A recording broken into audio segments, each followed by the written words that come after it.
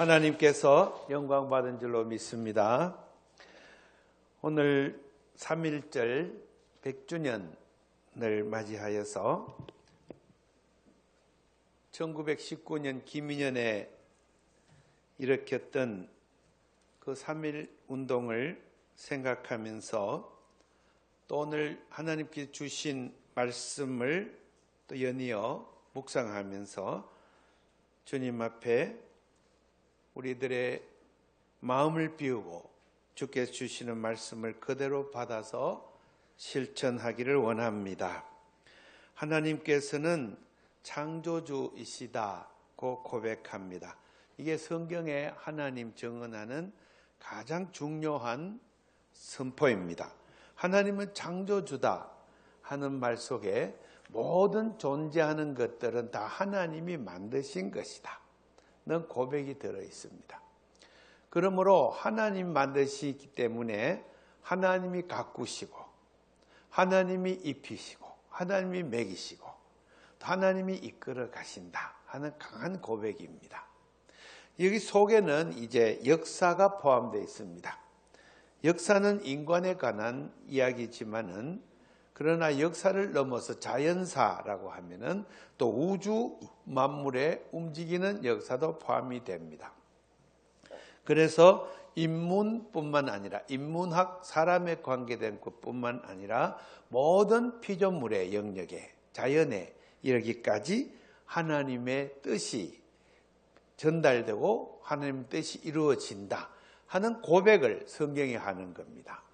이런 고백은 누가 했느냐 하면은 나라가 망한 다음에 그리고 그 나라가 망국한 데서 자기 자신의 처지가 형편없이 전락이 되어서 이제 노예의 신분이 되었습니다.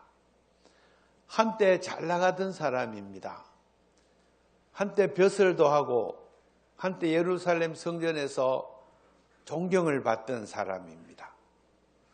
그리고 한때 권력을 쥐고 휘두르던 사람들이요. 재산이 많아서 호의호식하던 사람들이에요. 그리고 자기 집에 노예들을 100명씩 200명씩 거느리는 그러한 능력 있는 사람이었어요. 출세한 사람이에요. 이런 사람들이 다 나라가 망하면서 다 망해버렸어요. 그리고 느부갓네살이라고 하는 왕은 철혈 정치를 펼쳐서 우리나라 초기에 때라우찌가 철혈 정책을 펼쳤다고 그러잖아요. 그와 같이 이스라엘에 있는 당국자들을 다 끌고 가서 왕은 죽이고 그 다음에 거기 있는 자들을 노예로 삼았습니다. 평생 험한 일 안 해본 사람들이에요. 저들이 낡은 옷을 입고 제수복을 입고 탄광에 또는 채석장에 농토에 산림체벌장으로 투여되어서 또 성벽을 건축하는 그런 공사판 현장에 험한 일을 하는 대로 투여되었습니다. 저들의 고생은 이루 말할 수 없는 고생입니다. 들어는 자살하기도 하고 들어는 병에 걸려서 죽기도 하고 들어는 그야말로 이 너무나 힘든 세월을 이기지 못하여 하나님을 원망하면서 마르둑 종교로 개종하는 일도 비일비재했습니다. 마르둑 종교로 개종하면은 이제 바빌로니아 제국에 충성을 하겠다고 하는 맹세를 하게 됩니다. 그러면은 이 사람들은 유대 나라를 지배하던 엘리트들이에요. 문자를 알고 문자를 쓸 수 있는 사람들이에요. 배운 자들입니다. 고대에서 문자 교육을 받은 사람은 사회적 특권을 가진 사람들이에요. 이 사람들이 다시 바빌로니아 제국의 수메르어를 배우고 또 히브리어와 함께 그들의 엘리트 대열에 합류할 수 있는 기회가 허락이 됩니다. 다시 말해서 바빌로니아 제국의 하급 관리로 등용이 되고 또 이스라엘 사람들은 더 지혜가 많아서 성전을 빨리 해서 그 가운데 높은 자리로 올라가는 사람도 생겨났습니다. 그러나 그와 같은 자리를 마다하고 끊임없는 고난 속에서 과거사를 회고하는 사람들이 있었어요. 뭐가 잘못했길래 우리 하나님 여호와께서 진노하셨을까? 우리가 범죄한 것이 무엇이었을까를 곰곰이 되짚어 보면서 성경을 썼던 사람들이 있어요. 그때 성경이 비로소 기록됐어요. 누구에게? 노예 생활을 하던 사람들, 그리고 과거에 자신의 잘못을 뼈아프게 성찰하던 사람들이 이제 성경을 쓰기 시작했습니다. 그 사람들을 우리는 신명기 사가라고 부릅니다. 신명기 사가는 그런 고난 속에서, 역사적인 절망 속에서 과거를 돌이켜 봤을 때 우리가 하나님을 몰라도 너무나 몰랐구나. 네. 그리고 그 하나님을 우리가 이용하면서 살았구나. 하나님을 우리 국가 수호신으로 내세워 놓고 왕국을 떠받쳐주는 그런 신으로 떠받치고, 그리고 임금은 더 왕에 채택된 간택된 자로서 하나님의 임금을 무조건 지지해 주는 자로 그렇게 알고 믿었구나. 무슨 얘기입니까? 하나님은 국가를 위한 존재였구나. 그렇게 잘못 믿었구나. 그렇게 잘못 알았구나 하는 반성이 속에서부터 터져 나온 거죠. 그럼 하나님은 누구냐? 이스라엘 국가만을 보호하는 하나님이냐? 그런데 이스라엘 국가는 뭐 했느냐? 처음에 다윗이 시온성에서 하나님의 말씀에 입각해서 시온성을 다윗성으로 세우고 솔로몬이 거기에 성전을 세울 때 그걸 진짜 하나님을, 창조주 하나님으로 고백했었느냐 하는 부분을 되짚어보고 그것을 반성했던 겁니다. 기미 독립선언문을 이번에 10번도 20번도 더 되풀이해 읽었습니다. 우리 목회자 잡지에서 저에게 기미 독립선언문을 성경의 눈으로 한번 읽어서 100주년을 기념하여서 평가하고 기미 독립선언문의 뜻을 한번 성경과 연관지어서 글을 써주세요. 석 달 전에 원고 청탁을 받고 읽고 또 읽고 또 읽었습니다. 옛날에 한문으로 된 거, 한문과 우리 한글을 뒤섞어 놓은 것부터 잘 어려워요, 이해하기가. 그 다음에 그것을 우리말로 풀어내놓은, 현대말로 풀어내놓은 것, 그것을 비교해서 읽고, 또 그것을 영어로 번역한 것, 영문으로 된 것, 그것을 세 가지를 비교하면서 읽고 많이 읽었습니다.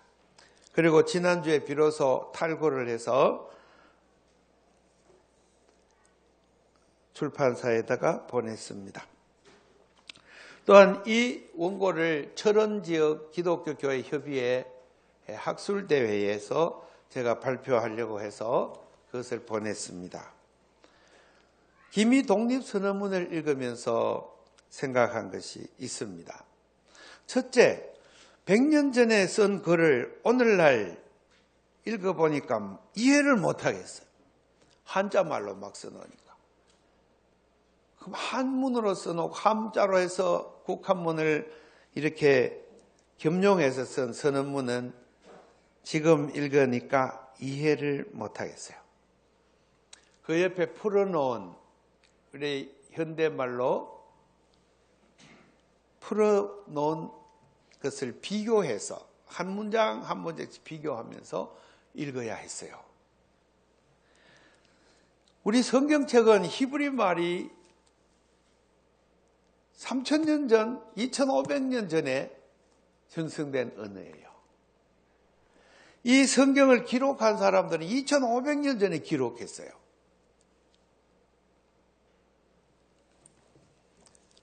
번역을 해놓았지만은 이 언어는 오늘 이해를 할 수 없는 언어예요.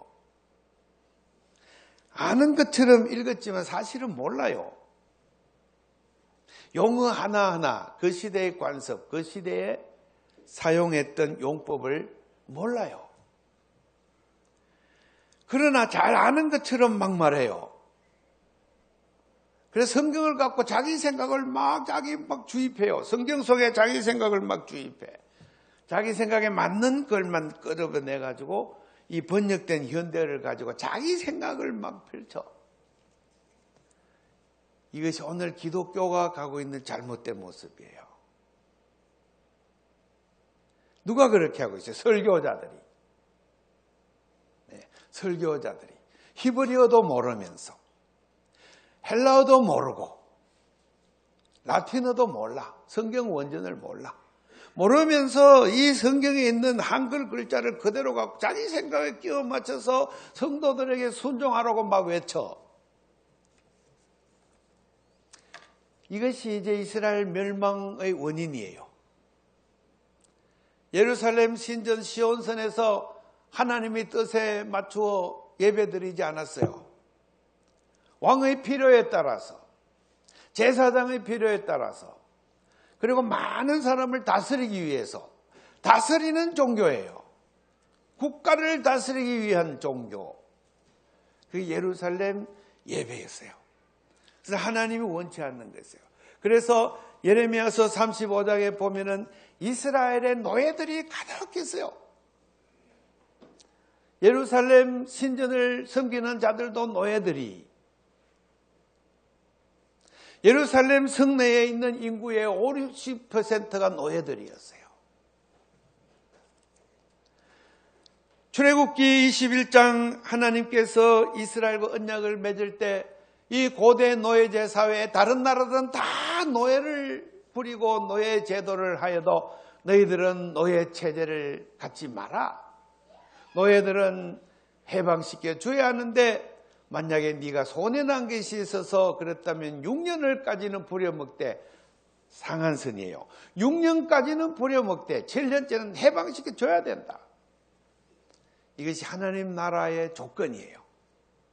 근데 하나님께서 가나안 땅에 이스라엘을 들리고 저들에게 하나님 나라를 정립하게 하고 그곳에 있는 모든 왕들을 다 무너뜨리고 왕정체제를 완전히 파쇄하고 거기 있는 노예들을 다 해방시키고 농민들을 다 해방시키고 12지파 부족체제로 세겜 성소, 실로 성소에서 예배를 받으신다고 할 때 그 예배는 어떤 개인의 욕망이 투여된 예배가 아니에요. 12지파가 신년마다 모여서 예배 드릴 때 언약의 하나님을 바라보고 다시 언약을 맺는 예배예요. 그래서 신년축제라고 불렀어요. 세겜과 실로에서 예배를 드릴 때 그때 하나님께서 말씀해 주신 노예 해방령을 다시 기억하고 그 다음에 하나님 앞에서 나갈 샬롬, 평화의 법을 다시 외쳤어요. 그래하여서 온 나라에 경제적 불평등이 없어지고 신분의 격차가 차별되고 사람이 사람을 억압하고 사람이 사람을 부려먹는 이런 체제를 가나안 땅에서 다시 하지 않겠노라고 맹약을 맺는 것이 사사시대의 체제예요. 그러나 이스라엘은 그렇게 살 수 없었습니다. 사람인지라 점점 권력 가진다는 자기를 휘두르고 싶어해요. 노예를 갖고 싶어해요. 살다 보면 점점 가난해지던 사람이 갖고 있던 농토를 다 팔아먹고 또 노름하며 술 먹고 또 취하여 알코올 중독도 되고 어쩌고 저쩌고 하다 보니 완전히 길바닥에 나앉게 됐어요. 그러면은 그런 자들이 돈을 빌리지 않을 수 없어요. 돈을 빌려서요, 채무가 심해지면서 채무노예로 전락해요. 채무노예. 빚져서 노예가 되는 거예요. 네. 그러면 그 어떤 권력이 그렇게 만듭니까? 국가 권력이 그렇게 만드는 거예요. 더 강자들이 하무라비 법전들을 세워가지고 그리고 채무노예는 마땅히 자기 몸을 팔아야 한다. 돈 못 갚으니까 몸을 내놔야지. 이렇게 해서 노예들이 양산이 됩니다. 이러한 노예들의 양산은 노예주한테는 되게 좋아요. 월급 안 주고 매일 뿌려 먹으니까 얼마나 편한지 몰라요. 이것이 고대 노예제 사회의 모습입니다. 그러나 이스라엘이 그걸 도입했어요. 네. 그리고 왕정시대 내내 다른 나라들과 똑같은 상태로 조금씩 변해갔어요. 여호와 하나님을 섬기는 예배도 타락했어요. 사람을 위한 예배예요. 우리 하나님께서 창조주 하나님이라고 진작에 조상 대대로 가르쳤지만 저들은 그것을 하나님은 이스라엘의 하나님이에요.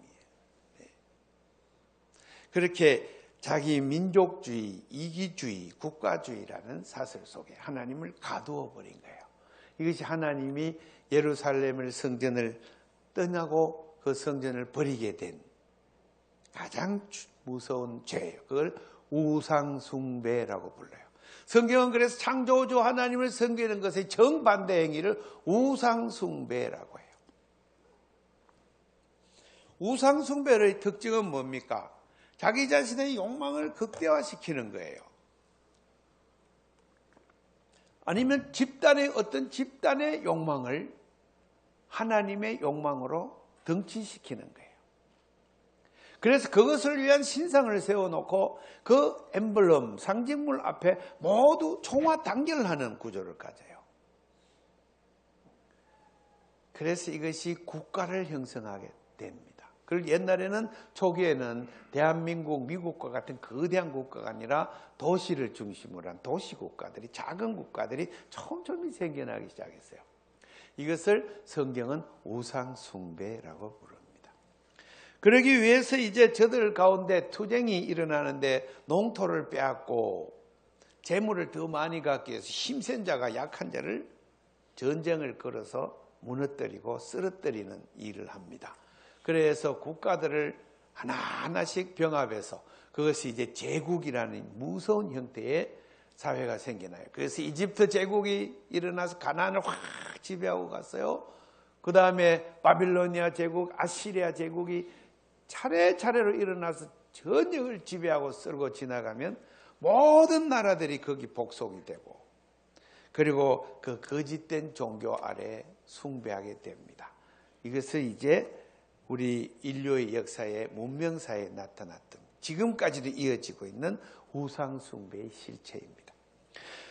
이 이스라엘이 망하고 난 뒤에 시온산에서 드렸던 예배를 돌이켜보고 이스라엘 역사를, 남왕국과 북왕국의 역사를 꼼꼼히 기록하면서 그리고 계속해서 반성하는 것이 우리가 하나님이 누군지를 진정 몰랐노라 고백하는 거예요. 그래서 성경을 읽는 사람은 성경을 읽을 때 내가 복받고 내가 위로받고 내가 치유받고 그것도 좋지만은 가장 중요한 것은 하나님이 누구신가? 하나님이 누구신가? 계속 질문하면서 읽어야 돼요. 하나님을 깨달아 아는 것, 이것이 내 존재의 변화가 오는 거예요. 내 존재의 전환, 내 존재의 변환, 그것이 예배의 핵심이에요. 3.1절을 맞아서 기미 독립선언을 받더니 밤좀 밑으로 가면 이제 이런 말이 나와요. 가보개혁 이후로, 강화도 조약 이후로 가보개혁을 했지 않습니까? 그 많은 세월 제가 계산해 보니까 그건 43년이 되는데 43년 동안 일본이 강화도에 불평등 조약을 맺고 야금야금 조선의 이 정치 세력들을 잡아먹기 시작해요. 43년 동안.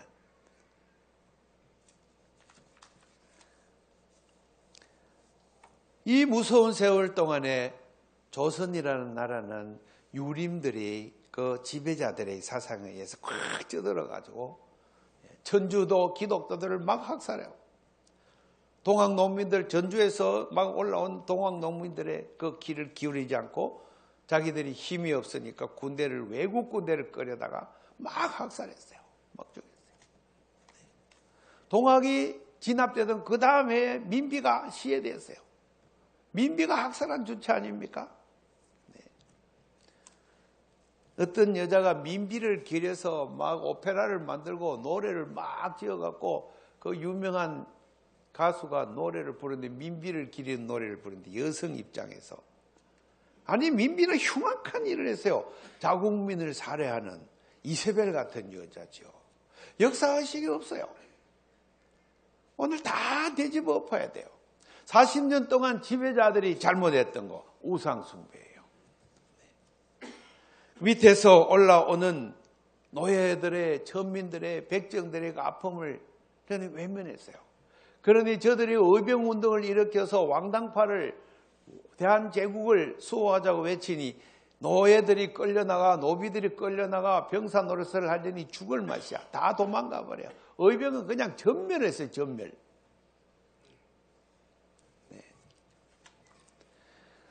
이러한 우리 일제시대와 또 초기와 조선시대를 돌이켜보는 작업을 하도록 기미 독립선언서는 기록이 되어 있어요. 그래서 우리는 일본이 어떤 나쁜 짓을 했는지 비난하려고 하지 않노라 이렇게 선언해요. 총 걸게 하고 싸우자 이렇게 아니고, 우리는 스스로의 잘못을 지금 돌이켜보고 스스로의 아픔을 지금 더 찾아내려고 하노라. 우리가 반성하는 일에 더 열심을 내고 앞으로 살아가야 될 길을 어떻게 살면 좋을지를 연구하는 일을 더 신경을 쓰겠노라. 이게 기미 독립선언문 후반부의 요점이에요. 기독교인이 쓴 것이 아니에요. 최남선 씨가 초고를 했다고 나머지가 다 검토해서 만들었겠죠. 여기에 있는 놀라운 사상이 있어요. 성경과 비교해 보니까.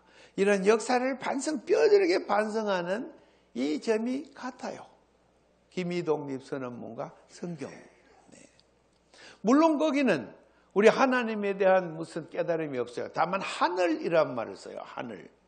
하늘이 끌고 오는 시대의 조류를 잃는다. 그렇게 놀라운 말이에요.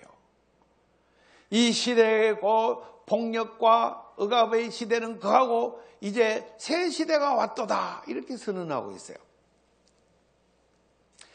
절대 왕정의 그 폭압적인 정치는 사라지고 이제 민이 주인이 되는 새 시대가 왔도다. 민이란 말을 써요. 그리고 민중이란 단어도 한 번 쓰고 민족이란 말을 7번 사용하고 있어요. 조선시대에 없던 개념들이에요. 이것이 1919년에 분명하게 선언서 속에 포함이 되어 있어요. 민, 모든 사람이에요. 모든 사람. 모든 사람이 저마다 복되게 살면서 이 한반도 땅의 주인이 되는 새 시대는 하늘의 뜻으로 지금 진행되고 있으니 일제가 저렇게 하는 것은 곧 필히 불행한 결과를 초래할 것이다. 그러므로 이렇게 썼어요. 일제에게 뉘우치도록 우리가 권하노라. 당당하게 권하노라. 침략하고 억압하다 너희도 똑같이 망할 것이니 그렇게 하지 말기를 바라노라. 제가 젊을 때 기미독립선언문을 읽고 욕을 한 적이 있어요. 이 투쟁을 해야지. 무장투쟁으로 나가야지. 이 무슨 이런 엉터리 같은 계몽주의적인 이런 잘못된 노선을 취해서 3.1운동에 엄청나게 많은 백성이 만세 부르다가 총 맞아 죽었대. 지도자들의 잘못이다. 그렇게 생각했어요. 그런데 지금 다시 성경과 비교해서 쭉 보면서 성경의 목적은 이 깨달은 자들이 모여서 공동체를 이루는 것을 역사의 대안으로 제시했어요. 유대왕국 재건의 목적이 있지 않아요. 저와 같은 불평등한 구조를 온전할 수밖에 없는 체제, 국가체제를 이제 다시는 하지 말자예요. 공동체를 이루자. 서로 사랑하는 사람들. 많이 모이지 말고 조금씩 많은 단체를 만들어 서로 사랑하는, 노예를 부리지 않는, 남의 눈에 피눈물 나게 하지 않는, 빚이 있으면 그냥 탕감해줘. 알코올 중독자에 있으면 많이 그를 도와. 저가 회복될 수 있도록. 돈 없는 자가 구조하면 받을 생각도 말고 줘. 이게 예수님이 성경을 깨닫고 우리에게 제시한 거예요. 이렇게 하려면 어떻게 해야 되냐? 사사로움이 없어져야 돼. 내 거라는 게 없어져야 돼. 내가 누군데 이거 없어져야 돼. 권력욕 없어져야 돼. 물질욕 없어져야 돼. 오직 한 가지 하나님이 원하는 것은 하나님이 창조하신 우리에게 생육하고 번성하고 땅에 충만하여 그리고 교만하지 않고 나전대처하여 다 같이 복되게 살아라고 주신 그 말씀, 그걸 실행하는 거예요. 행복하게 사는 길, 그거 하나밖에 없어요. 이것을 성경이 우리에게 알려주는 것을 깨닫게 되는 것이죠. 기미독립선언서를 보면서 그런 생각을, 이런저런 생각을 해봅니다. 그러나 우리는 역사를 살아가면서 국가주의라는 틀을 벗어날 수가 없어요. 해방이 되어서 국가를 재건하는 데에 일제가 만들어 놓은 기술밖에 없어요. 그래서 일제 잔재 청산도 못했어요. 그 때문에 4.3에 무서운 학살이 일어나고 여순 환경에 무서운 피나는 학살이 일어나고 그리고 이 땅에 남과 북이 갈라지고 국가라는 것이 두 개의 형태로 들어서서 이 피나는 전쟁을 한국동란이라고 한국전쟁을 치러냈던 거죠. 이 국가의 투쟁, 숙명적인 투쟁은 오늘까지 이어지고 일본과의 투쟁도 아직 남아있어요. 동북아 공정으로 중국과의 또 일전도 남아있어요. 끊임없는 전쟁이 우리들 앞에 가능성으로 열려져 있어요. 이 속에서 평화를 선택한다는 것, 이 성경이 우리에게 알려주는 거예요. 평화를 선택해라. 평화를. 어떻게 해야 되느냐? 이것이 이제 우리 교회가 기도하면서 나아가야 될 시대적 과제입니다. 올해는 3.1절 100주년을 맞아서 전주에서 여러 가지 행사가 있습니다. 우리 YMCA가 우리 전주시로부터 위탁을 받아서 올해는 예산을 받았어요. 예산을. 그래서 아침 7시 반에 전주 우리 중부교회 옆에 거기 비전센터에서 예배를 드립니다. 그날 아침에 참여하는 분들은 모두 스크린에 이름을 쫙 이렇게 자라락 올라가면서 내빈 속에는 생략하기로 하고 그냥 쭉 이렇게 스크린으로 보여주기로 우리 실행위에서 결정을 했습니다. 우리 성도들 아침 예배 7시 반에 예배 드리러 오시는 분은 저에게 말씀해 주면 그 행사 본부에다가 이름을 전하겠습니다. 우리 교회의 성도들이 이러한 3.1절의 이 예배에 나서야 합니다. 사사로움을 벗어버리는 훈련이에요. 개인주의, 이기주의, 그리고 가족주의, 그 다음에 자기 동아리주의, 학벌, 혈연, 문벌, 이거 버리는 날이에요. 그리고 더 나아가 민족주의, 이거 버려야 돼. 민족 이기주의 버려야 돼. 더 나아가 어떻게 해야 돼요? 국가가 번영한다. 이것도 버려야 돼요. 우리는 교회입니다. 교회는 나서서 뭘 말해야 됩니까? 평등을 말해야 돼요. 자유를 이야기해요. 사랑을 이야기해요. 겸손을 이야기해요. 자기 비움을 이야기해요. 남을 섬기는 도리를 말해야 돼요. 경쟁이 아니라 섬기는 도리예요. 이것이 3.1절 100주년에 우리에게 깨달음을 주는 말씀입니다. 예수님께서 말씀하셨습니다. 자기의 친척과 아들과 자기가 갖고 있는 재산과 어머니와 전토를 다 버리지 아니하면, 즉 자기의 사사로움을 완전히 버리지 아니하면 나를 따라올 수 없다. 우리 성도들이 거룩한 길로 나가는 하나의 방향성과 지표를 명확하게 제시해 주신 예수님입니다. 거기 앞에 십자가 있으며 그 뒤에 부활의 영광이 환하게 기다리고 있습니다. 성도 여러분에게 이 3.1절 100주년에 하나님의 크신 은혜로 깨달음이 계속 일어나는 한 주간이 되기를 주의 이름으로 축복합니다. 기도합시다. 하나님, 3.1절 100주년 아름다운 시간을 주셨습니다. 카이로스의 시간입니다. 결단하고 변화하는 시간입니다. 전주화평교회 예배가 말씀으로 드려지는 예배, 아름다운 예배가 되게 하시고 이 예배에서 성도들이 점점 더 보편적인 존재로 전환돼 나가는 놀라운 변화가 일어나게 하옵소서. 예수님 이름 받들어 기도드립니다. 아멘.